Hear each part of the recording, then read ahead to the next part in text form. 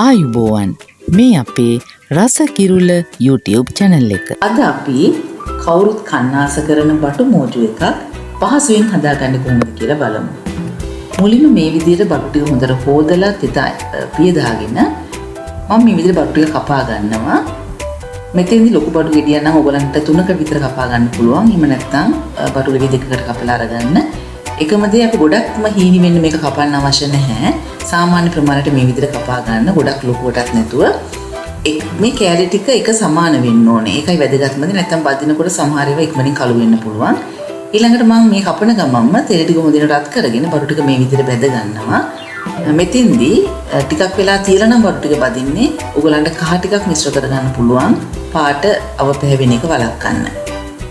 මෙන්න මේ විදිහට බටු ටික බැද ගන්න ඕනේ. දැන් මෙතෙන්දි තව ටිකක් මේක බැදිලා මදි වගේ. මම ඒ නිසා තව බැද ගන්නවා. මෙතෙන්දි කළු වෙනකම් බටු ටික බදින්න අවශ්‍ය නැහැ. හොඳට රන්වන් පාට වෙනකම් බැදුනම ඇති. මේ ප්‍රමාණයට මම ලිපෙන් අයින් කර ගන්නවා.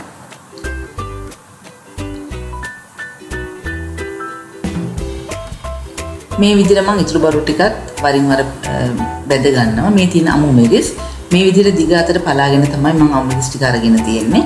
මේ තියෙන්නේ රතු ලුණු ටික. මෙතෙන්දී ඔයගලන්ට රතු ලුණු වෙනුවට බී ලුණු ටිකක් කුට්ටි විදිහට කපා ගන්නත් පාවිච්චි කරන්න පුළුවන්.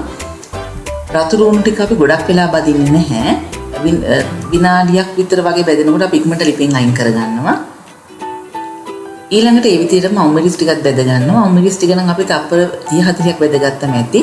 පාට වෙනස් වෙන්නේ නැතුව මේ විදිහ ලස්සනට පාට තීද්දි අපි මේක ලිපෙන් අයින් කර ගන්නවා. ඊළඟට කරපිංච ටික තමයි බැදගන්නේ. මෙතෙන්දී තෙල් ටික හොඳට රත් වෙලා තියෙනවා නම් ලිප ඕෆ් කරලා අපිට කරපිංච ටික බැද ගන්න පුළුවන්. ඒකත් තප්පර කීපයක් තියලා ලස්සන පාට තියෙද්දිම ලිපෙන් අයින් කර ගන්නවා. දැන් අපි අවශ්‍ය ටික බැදගෙන ඉවරයි. ඊළඟට දින මෝජු එක හදන්න. මම මෙතෙන්දි මැටි ඇතිලියක් තමයි පාවිච්චි කරන්නේ. මොකද විනාගිරි පාවිච්චි කරන නිසා. ඇතිලිය ලිපෙන් තියලා මම මේ විදිහට විනාගිරි ටික මුලින්ම එකතු කරනවා. විනාගිරි ටික යන්තම් රත් වෙගෙන ඉන්නකොට ඉඟුරු සුදු ලුණු පේස්ට් එක එකතු කර ගන්නවා. මේ අවශ්‍ය ප්‍රමාණයන් මම ඔයගලන්ට ඩිස්ක්‍රිප්ෂන් බොක්ස් එකේ දීලා තියෙනවා. ඊළඟට මම කරද මූංගු එහෙම නැත්නම් එනසාල් වගේම කරාබුණු ටිකක් එකතු කර ගන්නවා.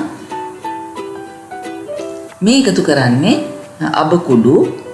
මෙතෙන්දී අබ කුඩු නැත්නම් අබ ටිකක් විනාගිරි වලින් අඹරලා උනත් ඔයගලන්ට ගන්න පුළුවන්. ඊළඟට මිරිස් කුඩු අවශ්‍ය ප්‍රමාණයට එකතු කර ගන්නවා.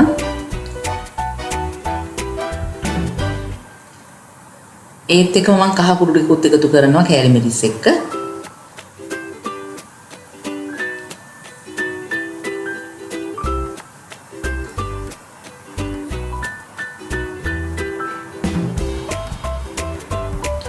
මේ විදිහට ගම්මිරිස් කුඩු ටිකකුත් එකතු කරලා අවශ්‍ය ප්‍රමාණයට ලුණු දා ගන්නවා. අපිට පස්සේ ලුණු එකතු කරගන්න පුළුවන්. ලුණු ටිකක් මේ විදිහට එකතු කරගන්න ඕනේ. ඊළඟට සීනි වැදගත්ම දෙයක් බටු මෝජු එකකදී. මෙතෙන්දී ඇඹුල් රස, පැණි රස වගේම ලුණු රස එකතු වෙලා තමයි මේ බටු මෝජු එක මෙච්චර රස වෙන්නේ. සීනි ටික මේ විදිහට දිය වුණාට පස්සේ මම මේකට එකතු කරනවා තක්කලි සෝස් ටිකක්. මෙතෙන් තක්කලි සෝස් දාන එක අනිවාර්ය නැහැ. තක්කලි සෝස් වගේම අඹ චට්නිත් සමහර අය එකතු කරනවා මෙතෙන්දී. ඔයගලන්ට සීනි වලින් මේ රස බැලන්ස් කරගන්නත් පුළුවන් සෝස් එක එකතු නොකරට.